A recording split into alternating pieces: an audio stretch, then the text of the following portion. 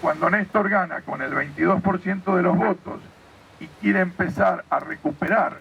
la producción, la institucionalidad, las libertades, recuperar la memoria de la República Argentina, en la República Argentina,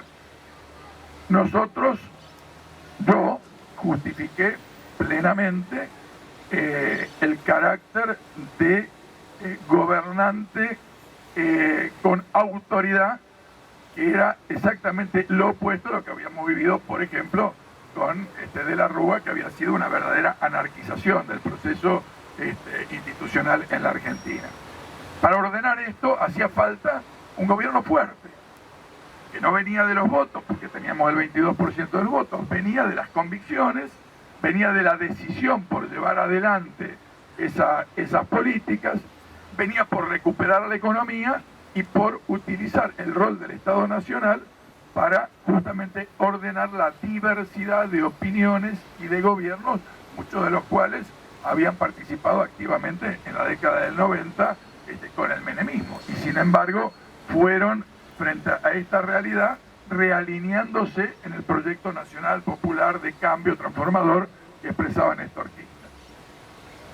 Digo esto porque yo quiero pensar en el pasado mirando el futuro. Yo en el futuro quisiera construir un país realmente federal. Yo quisiera en el futuro que exista una constitución nacional que recupere elementos de la soberanía popular y de la soberanía popular sobre todos los aspectos del quehacer político, económico, social, democrático de la Argentina. No creo que haya que disciplinar esto sobre la base de que la participación sea un ordenador de las convicciones, ni a nivel nacional, ni a nivel provincial, ni a nivel municipal, en el caso de provincias como la provincia de Buenos Aires. Así como nosotros vivimos una oleada nacional, popular, progresista, de izquierda latinoamericanista, en la primera década y en la primera parte de este siglo XXI, también hoy estamos viendo que de la mano de este triunfo electoral del macrismo, del neoliberalismo en la Argentina, también se han recompuesto distintos accionares de los grupos concentrados monopólicos en los países de América, que han desestabilizado la situación de Dilma en Brasil, que intentan voltear al gobierno de Maduro en Ecuador, que en Venezuela, que en Ecuador hay movilizaciones y también respuestas permanentes de la derecha para desestabilizar a Correa, que Bolivia no está al margen de estos intentos, aunque son realidades históricas, culturales, de organizaciones del movimiento popular diferentes, y la forma en que pueden avanzar, la velocidad con que pueden avanzar los sectores de la derecha, no es igual en todos estos países. Pero lo que les quiero plantear es que, en mi opinión, tenemos que pensar la realidad argentina inserta en esta América del Sur, por lo menos en Latinoamérica, y en la capacidad de dar una respuesta también de época, de tipo continental, y esto implica que el movimiento nacional popular de la Argentina tiene que estar más interconectado, vinculado y pensando con los otros movimientos nacionales, populares y de izquierda que están haciendo o han hecho procesos de transformación en sus países y están sufriendo también el embate de los sectores concentrados del poder monopólico. A los 12 años, como les decía, pensar en el futuro de la Argentina. Pensar en el futuro de la Argentina no es solamente reivindicar los 12 años, sino pensar en todo lo que falta hacer para construir una Argentina integrada, América del Sur y América Latina, para avanzar en el proceso de redistribución de las riquezas, para pensar en que la memoria no sea simplemente un hecho que se refiera a la terrible noche de la dictadura en la Argentina, sino a un sistema que fue realmente calamitoso para buena parte del pueblo argentino. Y yo creo que, más allá de que tenemos enormes dificultades porque los medios concentrados de comunicación siguen estando en manos de los que defienden sus propios privilegios. Nosotros tenemos esta posibilidad de convocarnos, de debatir, de llevar a las escuelas, a los compañeros de trabajo, a las familias, a los barrios, el debate y encontrar realmente un proceso de organización y protagonismo popular que sea capaz de mirar el presente no con la pesadumbre que lo estamos viviendo, sino de construir la idea de un futuro mejor y una fuerza política que también sea capaz de expresar esa voluntad transformadora que anida en lo más profundo del pueblo argentino. Muchas gracias y a disposición para mí. Y además,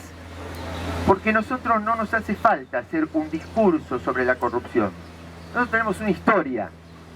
y nuestra historia personal habla por sí misma. No es necesario ponerse un cartelito de condena a la corrupción. Pero yo creo que esto tiene connotaciones. Entonces, primera cuestión. ¿Qué parecido fue toda la presentación gráfica, cinematográfica, como creo que lo planteó Eduardo, del hecho, con lo que durante tanto tiempo vino pregonando y vaticinando la Nata?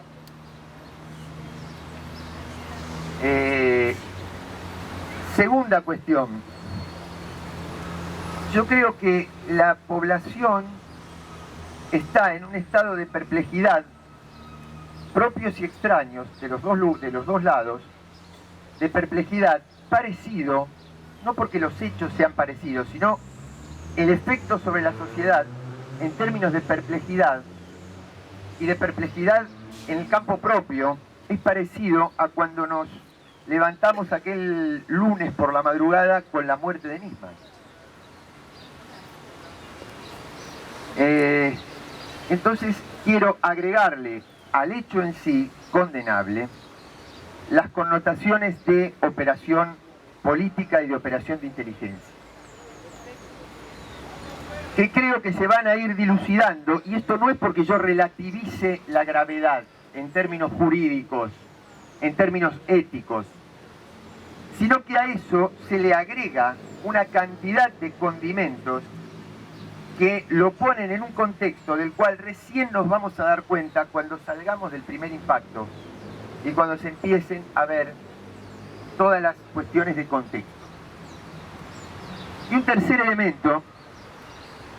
es que, no sé si es tan casualidad, ustedes recuerden que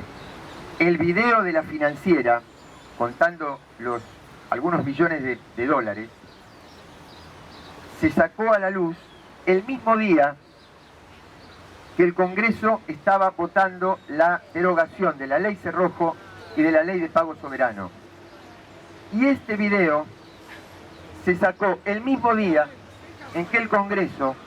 estaba aprobando una ley de insustentabilidad del sistema previsional argentino a mediano plazo, que lo va a poner así en bandeja a la reprivatización.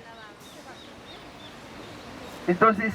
simplemente digo, agreguemos como militantes, como personas pensantes, como personas preocupadas por lo público, algunos elementos de análisis como para ir poniendo en contexto estas cuestiones. La primera conclusión de esto es que cuando uno habla del poder,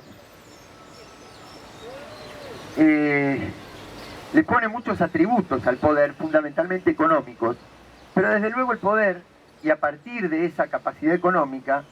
asume otros atributos como clase dominante, como sector dominante de una sociedad, que es el de decirle qué cosas están dentro de la ley y qué cosas están fuera de la ley.